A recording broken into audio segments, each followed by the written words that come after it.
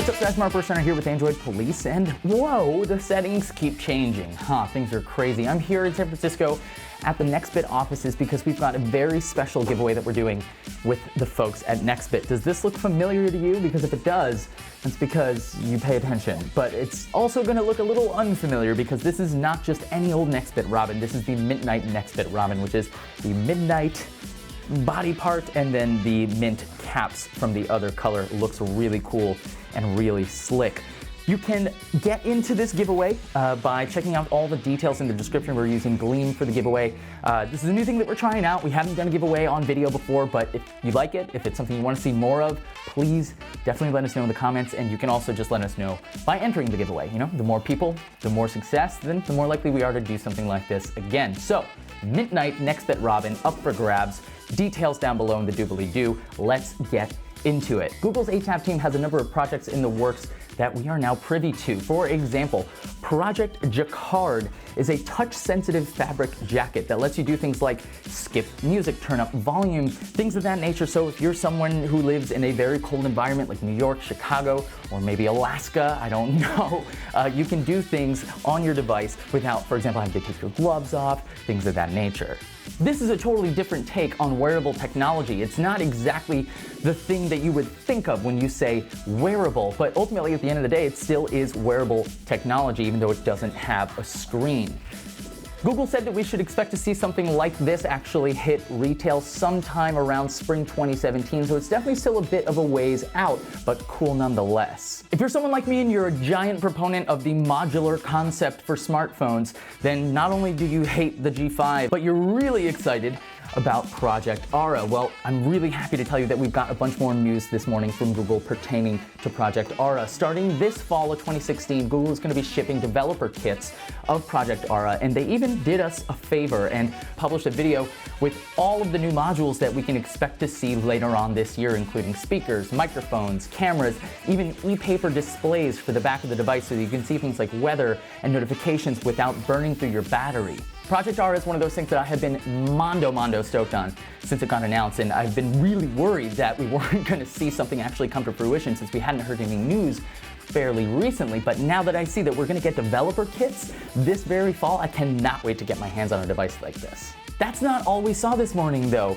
Project Soli is one of the coolest things that ATAP has been working on. It's using incredibly powerful radar technology to sense the movements and vibrations in your fingers so that you can actually use your hand to manipulate things on screen, on device. A lot like Magic Leap, if you've ever seen that for a computer. As of today, it's up and running on an actual Android Wear smartwatch, and it seems like it's going to be really easy to use. You can use your hands to do things like open up an app drawer and scroll down just by flicking your thumb up and down through your fingers. It's really neat, and especially for something like a smartwatch where you're very limited in what you can actually touch on screen for things like, for example, that new Google keyboard in Android Wear 2.0. That's not exactly terribly practical to start tapping around. However, if you were able to control a cursor on your watch using just your finger in the air, swipe would be much easier. And in fact, handwriting recognition would be much easier with a larger canvas. This was my first time going to Google I/O, so it was a new experience from start to finish. From what I understand, it used to be held at the Moscone Center. This is the first year since the very first Google I/O that it was actually held at the Shoreline Amphitheater right next door to Google's very own home. It was outdoors this year. It felt a lot more like a Burning Man or Coachella for nerds. There were just all kinds of fun things happening around. In fact, the other night, there was a karaoke rickshaw driving around that they could bike you around and you could do karaoke in. It was super cool. There were all kinds of really fun things to watch and do. In terms of the products though, I gotta admit, it feels a lot like a lot of quality of life improvements. Not quite so much a big sweeping change. And since we didn't see much in the terms of hardware, and we certainly didn't hear much in terms of solid release dates, I'm not really sure how I'm supposed to feel after I/O this year. Not to mention we didn't get to really take home any swag. You guys know I love my swag. So while I am certainly excited to see what else Google has in store for the rest of the year, I'm a little bit ambivalent, maybe I suppose is the word, because a lot of the things that we saw asked a lot more questions than they answered. Allo and Duo are the weirdest approach to messaging that I've ever seen Google take, and it's not because the products are weird, it's because they already have so many other platforms for messaging.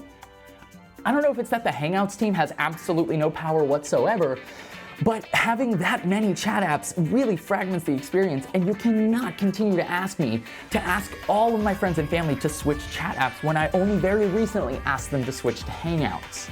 I'm gonna hold off judgment on these kinds of things until I've gotten a chance to play with them myself, but you can definitely count me in as skeptical. There were also a ton of things that were specifically for developers that I want to talk to you about really quickly. For example, the newest version of Android Studio is smart enough now that it can do its own tests.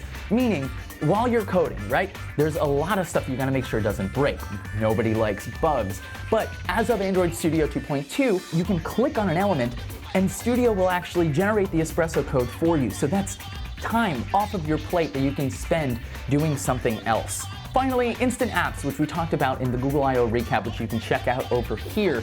It's such a cool concept, and it really does feel like the most future-forward thing that we saw this week. The ability to instantly install apps means that not only are web apps even less important than they already are, but that means that we get better experiences faster and more frequently than ever before. I'm very, very excited to start to see if this really does make a difference, because I cannot tell you how many apps I would love to uninstall because I don't use them often enough. Anyway, that's all the stuff that I've got to blabber at you guys about today. Thank you guys so much for watching. Let me know what you think about all of this stuff down below in the comments. Like if you enjoyed this video, subscribe if you want to see more of them. Don't forget to enter the giveaway, and as always, be kind to one another, and I'll catch you in the next video.